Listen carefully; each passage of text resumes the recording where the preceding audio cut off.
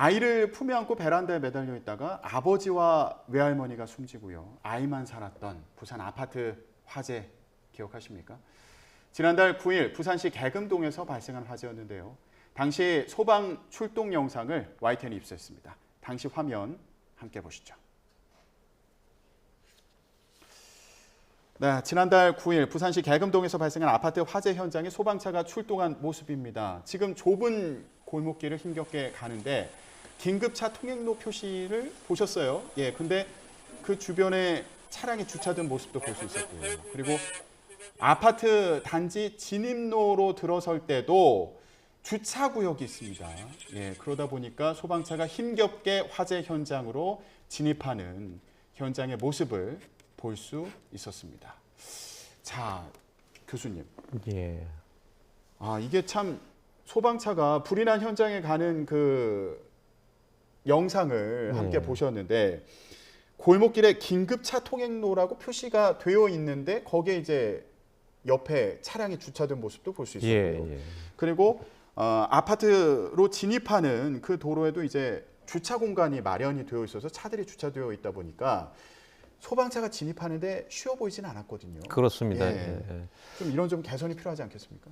원래 우리가 소방청에서 이제 발표하기로는 골든 타임이 불이 나고 신고하고 나서 5분에서 7분 정도인데요. 예. 7분을 넘어가고 10분이 넘어가게 되면 이미 이제 골든 타임이 지나치면 불길의 확산도 더 커지고 그런 생명의 위험도 좀 어려운 상황이 됩니다. 따라서 소방차가 진입할 때 소방차의 진입을 방해하는 여러 가지 요소들을 좀 제거를 해야 되는데 가장 대표적인 사고가 2017년 기억하실 거예요. 충북 제천의 스포츠센터에서 화재가 났을 때 소방차가 진입하지 못해서 그 골든타임을 확보하지 못해서 29명이 사망을 했던 그런 사고가 있었거든요. 차량을 다 빼고 나서 견인차로 불러서 빼고 나서 들어가야 되기 때문에 30분 이상 진행이 됐었거든요. 그래서 2018년도에 소방기본법이 이제 좀 제정이 됐어요. 변경이 돼서 소방차가 진입할 때 강제적으로도 할 수 있도록 그렇게 만들어져 있는데 이게 시행이 잘 안 되고 있다는 시행이 잘 안 된다. 그렇습니다. 예. 좀 어려운 부분들이 좀 있다고 보여집니다. 예. 이게 소방기본법이 개정이 된 거죠? 그렇습니다. 2018년도에 2017년 사고 때문에 사실은 개정이 된 거죠. 그러면서 이제 만약에 소방차가 진입하는데 방해가 되는 그런 차량이 있으면 강제 처분을 할 수 있도록 되어 있다고 하는데 이게 실제 강제 처분 집행 사례를 봤더니 법이 개정된 이후에 법이 시행된 이후에 사례가 전국에서 4건밖에 안 된다고 합니다. 이건 어떤 문제가 있는 겁니까? 그 부분이 좀 강조하고 싶은데요. 이게 집행을 하더라도 행정적인 절차가 굉장히 좀 까다롭게 그리고 또 여러 가지 절차가 복잡합니다. 먼저 계고를 하고 불러서 차량을 빼달라고 요청을 하고 그때 안 되면은 다시 견인을 부르고 이런 과정들 그리고 나중에 사고가 그 부분들이 이제 차량이 파손이 되면은 그 부분들에 대해서도 민사로서 해결해야 되고 이런 상황들이 하기 때문에 일선 소방서에 계신 분들은 이 부분들에 대해서 과실 확인에 대한 부분도 보상이 되면 소송도 해야 되는 그런 상황이 되기 때문에 될 수 있으면 하지 않으려고 하고요. 두 번째는 이런 부분들이 강제적이나 페널티가 굉장히 크지 않기 때문에 이 지역에 있는 분들, 특히 불법 주차를 하고 있는 분들도 이 부분들에 대해서 굉장히 적극적으로 대처를 하지 않으려고 하는 그런 성향이 있기 때문에 구체적으로 명시를 하고 특히 이 소방관들에 대한 면책 사항 이런 상황에서 차량을 강제로 빼거나 아니면 뭐 소방차가 진입을 할 때 차량을 파손할 경우도 있지 않겠습니까? 그럴 경우에도 충분하게 면책이 될 수 있도록 법을 구체적화시키는 것이 굉장히 중요하다고 보여집니다.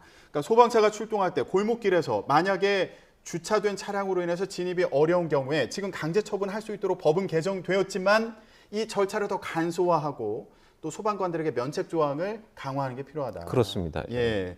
이런 부분 신경 써야겠습니다. 근데 문제가 이것뿐만이 아니고요. 아예 소방차가 진입을 못하거나 진입이 곤란한 그런 지역도 전국에 766곳에 달한다고 합니다. 예를 들면 어떤 곳들 얘기하는 거예요? 그 706곳이 되어 있는데 그 중에서도 이제 완전히 불가한 경우가 한 134곳, 한 17% 정도 되고요. 766곳 중에 예. 그 중에서 예. 이제 나머지 한 630곳 정도가 한 80% 이상 되는 곳이 곤란한 지역. 그러니까 조그만한 차가 주차가 돼 있으면은 들어갈 수 없는 그런 상황이거든요. 예. 근데 대부분 이 지역들이 주거 지역이 한 70% 정도 되기 때문에 좁은 우리가 다세대 주택이라든지 이런 부분들이 굉장히 많기 때문에 만약에 그쪽에서 화재 사고가 난다고 했을 때는 소방차 진입이 굉장히 어려운 상황이 되기 때문에 인명사고가 날 수 있는 가능성이 굉장히 크거든요. 이 비상 소화 장치가 아예 없는 곳도 그런 지역들 중에서는 한 15% 정도 된다고 하니까 이 부분들이 좀 어려운 부분입니다. 따라서 이 부분들을 좀 강력한 그런 뭐 범칙금 조항이라든지 또 계도도 필요하고요. 또 면책 사항 같은 것들이 좀 더 강화가 될 필요가 있다고 보여집니다. 예. 그리고 소방차 진입이 불가한 지역 같은 경우에는 진화가 가능한 어떤 비상장치 같은 것들이 거기 또 설치가 될 필요도 있겠군요. 예, 그렇습니다. 그게 지금 벌써 한 110곳 정도, 한 15% 가까이 정도는 아예 비상 소화 장치가 아예 없다고 하니까 그런 부분들도 먼저 좀 설치가 좀 돼야 될 필요가 있다고 보여집니다.